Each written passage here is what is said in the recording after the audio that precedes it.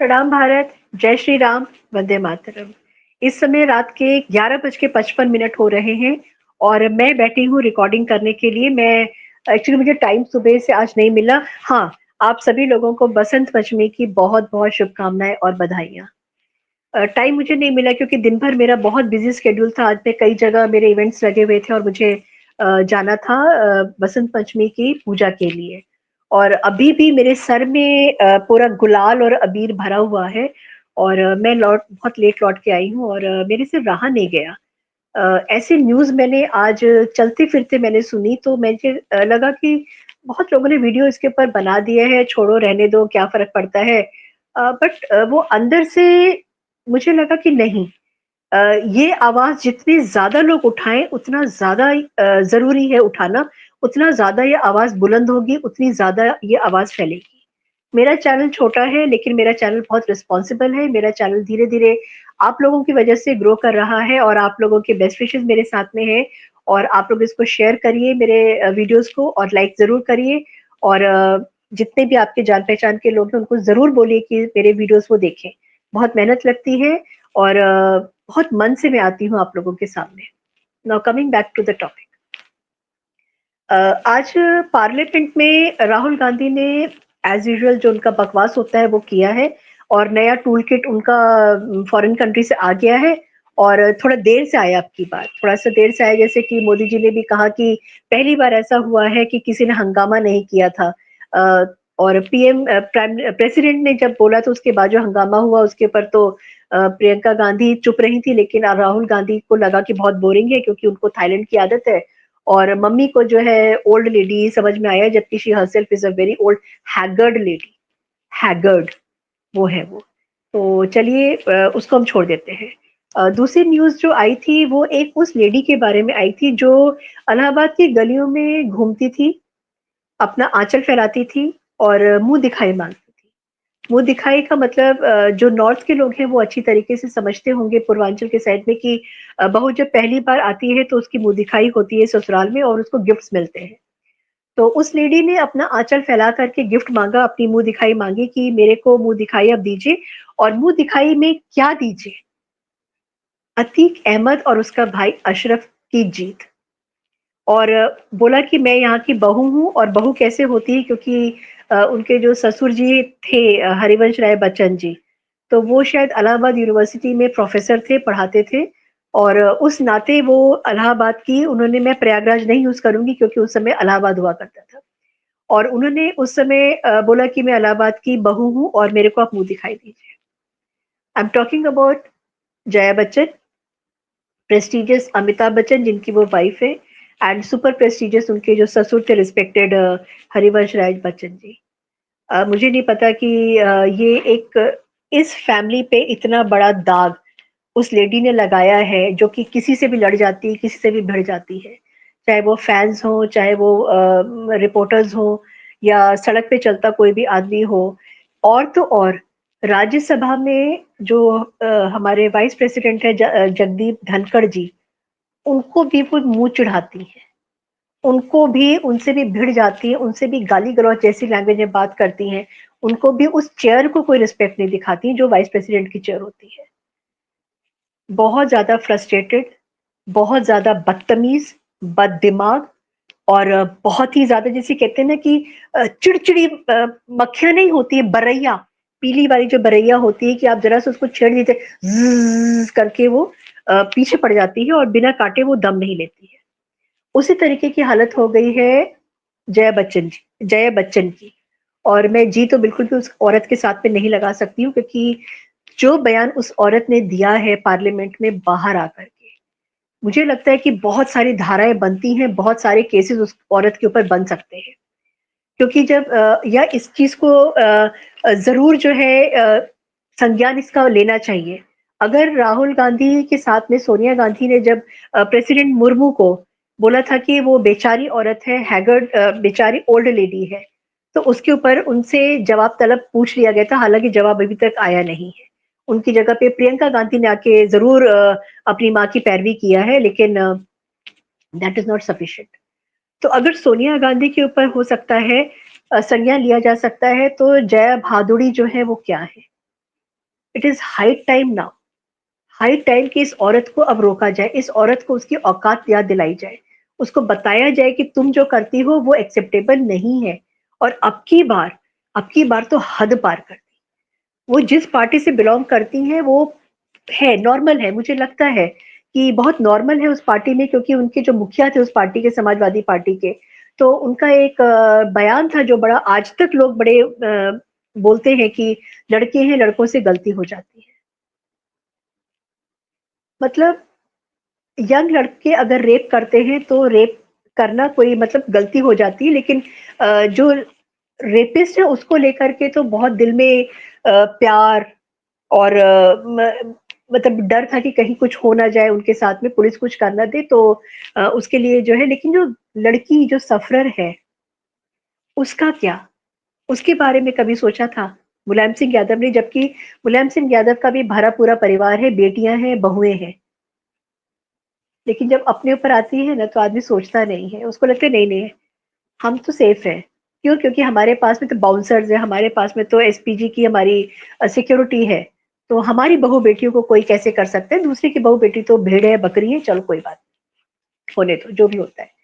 फिर उसी पार्टी में जो उनके बेटे हैं, बेटे भी अपने पिताजी के, मुझे लगता है कि थोड़े दिनों में ही will be next Azam Khan of Uttar Pradesh. अगर अपने आप को उस बंदे ने सुधारा नहीं, अगर अपने आप को उस बंदे ने लगाम नहीं लगाया तो। क्योंकि उसकी जो लैंग्वेज है, अखिलेश यादव की लैंग्वेज, ऐसा लगता है कि जैसे कोई टपोरी बोल रहा है।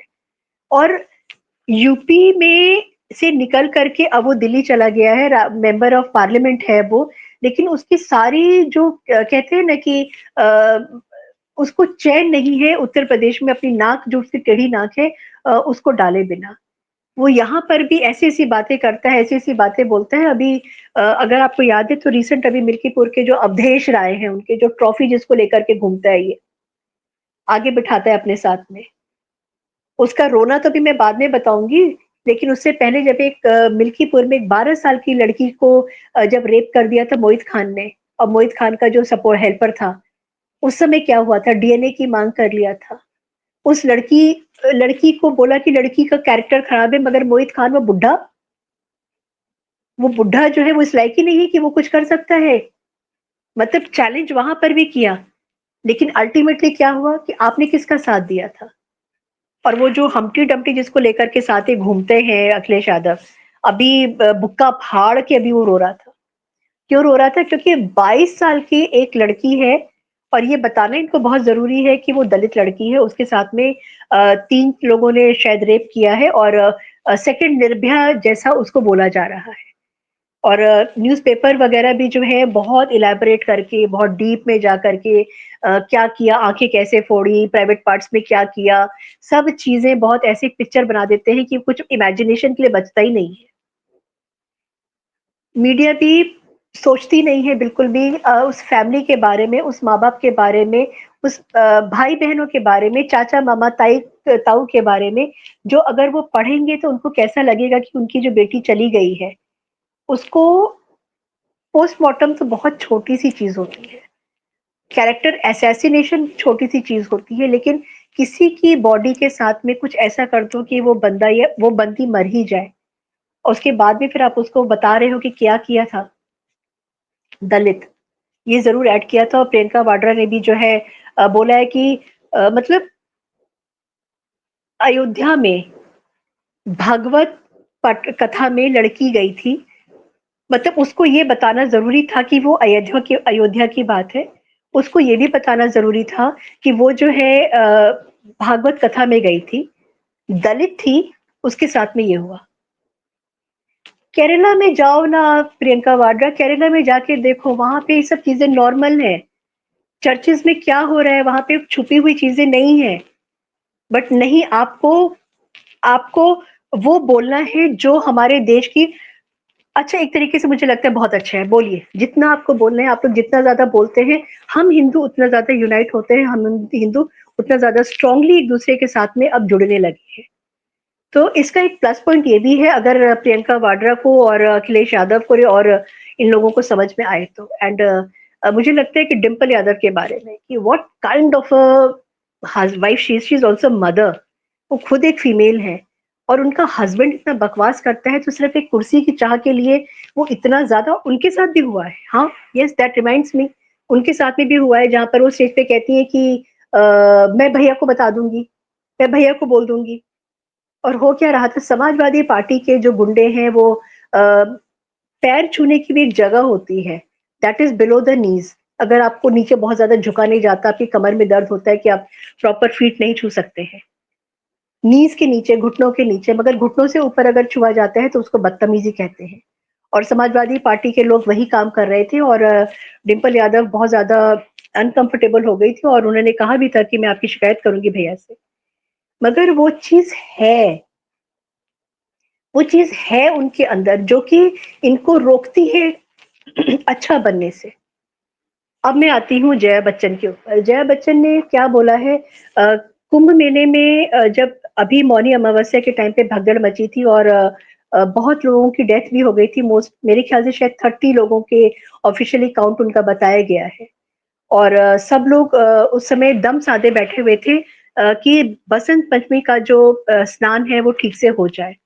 और महादेव की कृपा से, गंगा माँ की कृपा से ये आज का जो स्नान था वो बहुत अच्छी तरीके से संपन्न हो गया था।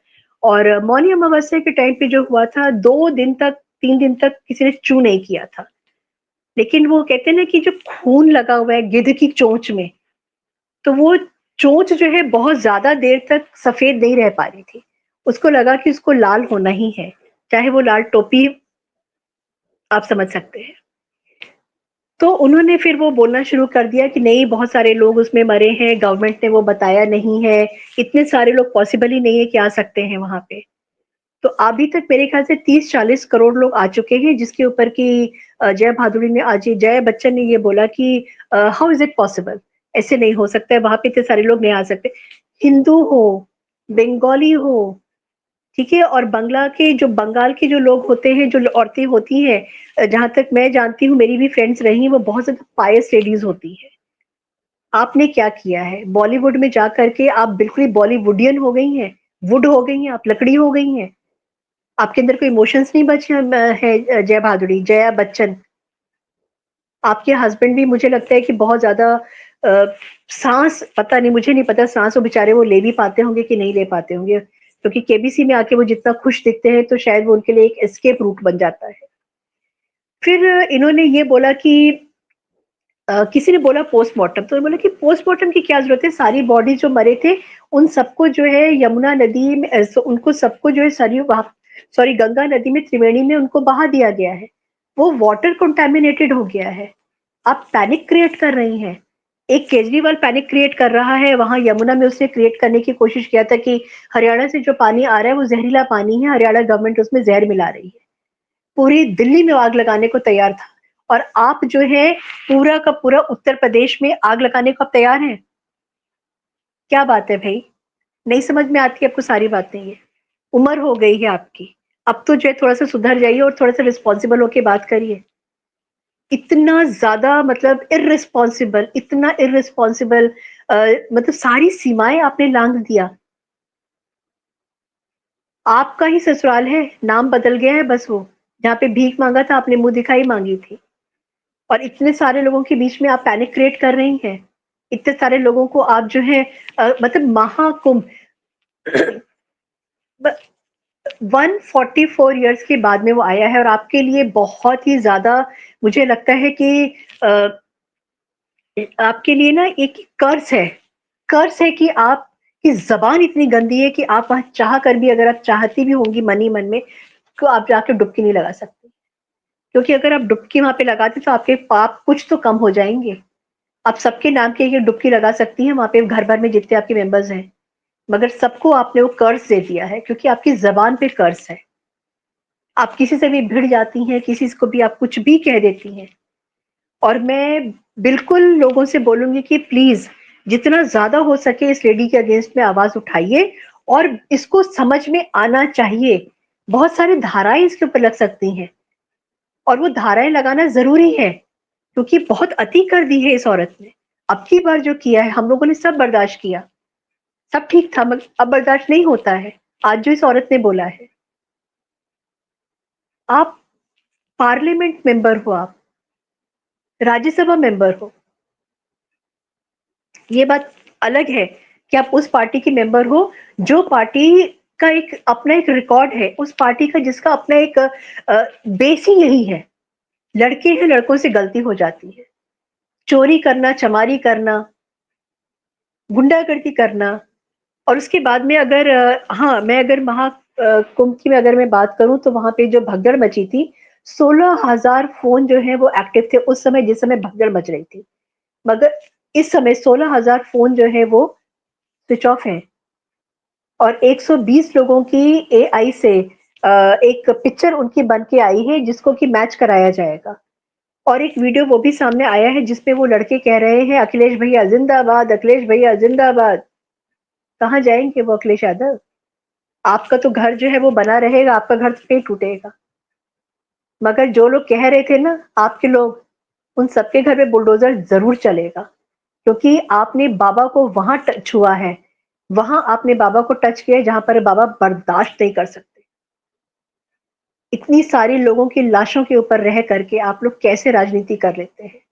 ये मेरा सवाल जया बच्चन से भी है और मेरा ये सवाल समाजवादी पार्टी के जो मुखिया हैं इस समय के, उनसे भी है। मेरा यही सवाल जो है वो प्रियंका वाड्रा से भी है और मेरा ये सवाल हर उस पॉलिटिकल पार्टी से है जो लाशों पे गिद्ध की तरह मंडराते हैं और अपनी राजनीति चमकाने के लिए सोचते हैं। आपके भी फैमिली मेंबर्स होंगे। अगर मेरा वीडियो आप तक पहुँचता है, अगर आप देखते हैं, तो सोचिए इस बात को। कि आपके भी आप अपने लिए तो कर्ज आप लेकर आ ही रहे हैं, लेकिन आप अपनी पूरी फैमिली के लिए, जनरेशन के लिए आप कर्ज लेकर के आ रहे हैं। एक पायस मौके को, एक पायस इवेंट जो हो रहा है, 144 इयर्स के बाद में, उसको आप खंडित कर रहे हैं, उसको आप कलंकित कर रहे हैं। और जया बच्चन तो बिल्कुल भी माफ़ी के लायक नहीं है, उनको ज़रूर जो है कुछ ना कुछ सज़ा मिलनी चाहिए और मुझे लगता है कि मिलेगी। मिलेगी, उनसे सवाल ज़रूर पूछा जाएगा और जो थोड़ी बहुत इज़्ज़त थी हम लोग कहते थे कि चलो छोड़ो जाने दो, रहने दो। आज मैंने एक छोटा-सा ट्वीट किया है बस 1 लाइन का। मैंने फ़ेसबुक पर भी लिखा है और मैंने अपने ट्विटर हैंडल पर भी लिखा है। और मैंने सिर्फ़ ये लिखा है, थाली वाली आंटी कंटामिनेट हो गई हैं। Thank you so much. आप मेरे इस वीडियो को आगे बढ़ाइए, सबको दिखाइए, सबको बताइए क्योंकि जया बच्चन को अब सबक सिखाने का टाइम आ गया है और वो तभी हो सकता है जब हम सब अपनी आवाज़ एक करें और बुलंद करें। Thank you so much. जय हिंद, जय भारत, भारत माता की जय।